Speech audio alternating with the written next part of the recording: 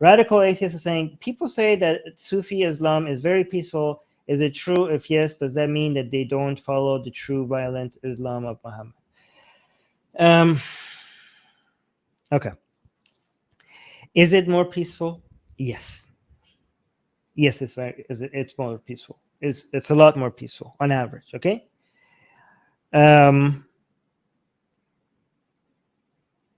However, peaceful does not mean not harmful and not destructive. Okay, because sometimes some peaceful bad ideas are so dangerous that the level of harm that they could do could be even more harmful than violent ideas, right? For example, bad economic policies that don't advocate for any violence, for example, could end up leading to more lives lost through poverty and starvation than a potential alternative that is more violent. Okay, so Sufi Islam is an extremely dangerous ideology, even though it's more peaceful. In fact, it could be argued, and I know a lot of people don't like the simplification of what I'm about to say, and a lot of times they want to act all intellectual and say, like, it's not that simple. Okay, and it can't be reduced to this. But even though they're right, it's not that simple and it can't be reduced to this. It can be largely attributed to, okay, the fall of the potential age of enlightenment in the Arab and Persian world that was going through can be attributed to Sufi Islam. So one thing, and again, I know it's not that simple. I know I'm being a reductionist, but it could also largely be attributed to Ghazali, okay, which was a Sufi Muslim. The danger, the way Sufi Islam is dangerous and harmful is because of its anti-intellectualism and anti-empiricism and anti-science, basically, okay? It's a superstitious belief that promotes the idea of getting knowledge through the most untrustworthy sources of information, like revelation or mysticism, crap like that, okay? And I would argue that the fact that it sounds lovey-dovey and beautiful and poetic makes it even more dangerous, because it brings some of the most harmful ideas in the world and packages it in some of the most beautiful poetry in the world. And I don't know, swirling dervishes and beautiful art. I mean, I have no problem with enjoying the art and the poetry. And whatever, like, if you're just enjoying art and culture and poetry, I have no problem with that. Okay, it's a believing in these ideas that it makes it dangerous. Okay, I mean, I enjoy some of the. I mean, just look at some. I mean, I've listened to zikr from some Sufis, like, the zikr that they do. It's enchanting. I'm feeling like I'm getting closer to something. I don't know what, but I listen to it and I'm like, yeah, I can see why some people think, like, if they keep listening to them, why they think that they're maybe like tapping into something divine, right? I can see how is that happening. Okay, so it's enjoyable. I've watched their dances, I listen to their music, I've read their poetry. I listen to their zikr. I even play their music sometimes, when I wanted to fall asleep. It was like, this is the most relaxing thing I've ever listened to. Okay, so I'm not saying like you can't enjoy the art and the beauty of all of that. Okay, but the belief itself is extremely dangerous and it's very harmful because it's anti-intellectual. Okay, and the appealing nature of it is what makes it very dangerous, because it basically covers all these dangerous ideas in this very beautiful wrapping that could fool you into thinking it's true. Okay, you know how the idea when what you're saying rhymes and sounds beautiful, people think it must be true. This is the danger of Sufism. Okay, so yeah, so Ghazali ended the Enlightenment in the Arab and Persian Arab world. Again, one thing that is referred to as the golden age of Islam which again, I know I just said I don't like it when people get pedantic over labels, but I'm just about to get pedantic over labels as well. I don't like it. I don't like to call it the golden age of Islam because it had nothing to do with Islam that it was a golden age. I call it the golden age of Arabs and Muslims, Arabs and Persians. And it came to an ending. It came into a halt because of Sufism, and it's extremely so. That was like, it wasn't just then that it caused a lot of damage and harm. Overall, it continues to cause damage. It just makes people, especially because it stole a lot of ex-Muslim from us, right? As the Sufi ideology, the people who had a problem with Islam because of its disgusting, violent parts, those were our people. They were supposed to come to become ex-Muslim.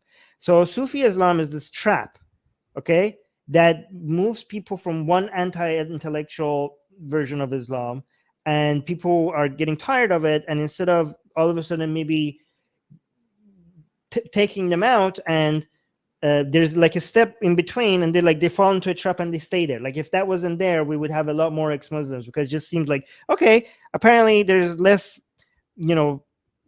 beheadings here, and it looks and sounds pretty. I'm just going to stay here, and just going to stay there. Right, so if that wasn't there, I think the ex-Muslim movement would be a lot powerful, and I think we lost a lot of potential Muslims to Sufism, and instead of enlightenment, because of Sufism. So the last part of the question: if yes, does this mean that they don't follow the true violent Islam of Muhammad? Okay, let me just tell you something about the true violent Islam of Muhammad. There is no true violent Islam of Muhammad. Okay. The only thing that makes Islam is the core principles, which is the belief in Allah, the belief that Muhammad is the prophet of God. I didn't even say last prophet of God to be more inclusive, right? This is the most inclusive definition of Islam, okay? This is the most inclusive definition of Islam. Anything more inclusive than this will be so vague that it would not be, the word Islam would lose all its meaning, okay? Anything broader than this is a useless word, okay? I have the best definition of Islam, okay? Again, and I'm being inclusive enough to include the people who believe in Muhammad as a prophet, but not even the last prophet. Like, this is like a big umbrella that I'm coming up with, okay?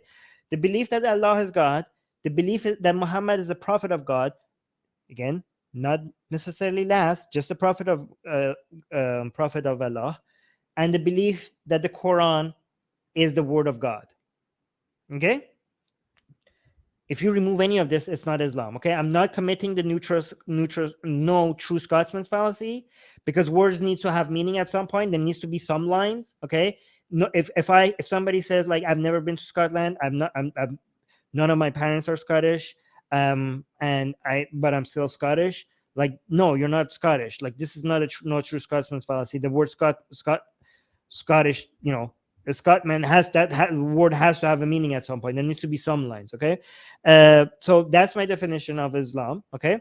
Again, the belief that the Quran is the word of God does not necessarily include the requirement that you have read what the word of God is and that you believe in every single thing, and the requirement that you know what the word of God is, that you've read it, and that you believe in every single one of them as true, okay? So if you have never read the Quran, and if you have no clue what's in the Quran, and if you don't even know what Sharia is and what rules are Islamic and what's not Islamic, you have no idea, okay? You just know that this Quran, in your view, if you believe that this Quran is the word of God, even though you've never read it, that's enough for you to be a Muslim, okay?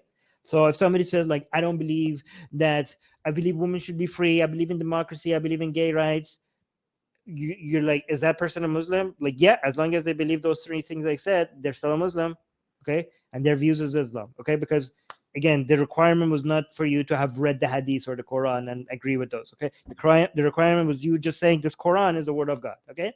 So the true violent Islam of Muhammad that you're referring to, I would argue that Islam today is is the Islam of many more people than just Muhammad. In fact, arguably more of those people than Muhammad. Like the evolution of Islam what is considered Islam, first of all, is changing, and other than the core that I mentioned to, just moves around. Okay, I would argue. So if you want to say like, okay, but Armin, the Quran is violent, I completely agree with that. Okay, what I would say is always violent about the Quran, about Islam, is this. Like, this is how I say it. If I wanted to be nitpicky, okay, you could summarize that. Yeah, Islam is Islam violent. Yeah, you could, like, if you want to be just direct, because not everybody has to be completely like precise about it. If you say, is Islam violent, I would just like, yes, okay, yes, Islam is violent to the core. Okay, however, if I wanted to be nitpicky about how I say it, is the most easiest interpretation of the text that the that the Islamic belief considers the word of God, is the most honest, easy interpretation of it an interpretation that involves violence towards people who are not deserving of it? I would argue yes. Okay, that is not the same. Like, that does not mean that if somebody believes that this text says something else, that they're not a Muslim, or that their belief, it does not fall within the umbrella of Islam. Okay, so that's not what I'm saying. But I am saying the violence and Islam are inseparable. Inseparable. Did I say it right? You are not able to separate them, because the Quran will always be part of Islam. If you could separate the Quran from, if you could separate Islam from Quran, it's no longer Islam. Okay, and that Quran has verses and teachings in it that the most easiest interpretation of it is unjust violence. Okay, that's what I would say. But I would not say that a belief system that has an interpretation that those verses are not violent, I would not say that that's not Islam. That is still Islam, as long as they believe Muhammad is the prophet, and Allah is God, and the Quran is a direct word of God. So this is not an excuse for Islam. Okay, like, I'm not defending Islam. I hope you understand that, because the key is, whatever your interpretations are, you're still giving authority and legitimacy to a text that is responsible for promoting ideas that are inherently violent, even if you don't believe that. Okay, and because of this text is within the core of Islam, violence and Islam cannot be separated. But again, that is not. I hope you understand what the nuance here is. Okay, if you're saying, well, this belief system within Islam does not believe Islam is violent, is this still Islam? Yes, it is still Islam. Do you guys see the small little difference that I'm saying here? Like, I'm not separating violence from Islam while including beliefs that does not include violence as part of the umbrella of Islam. Do you guys see like, is it clear what I'm trying to do here? Let me make it a little bit more clear, because this is very important. Okay, let's say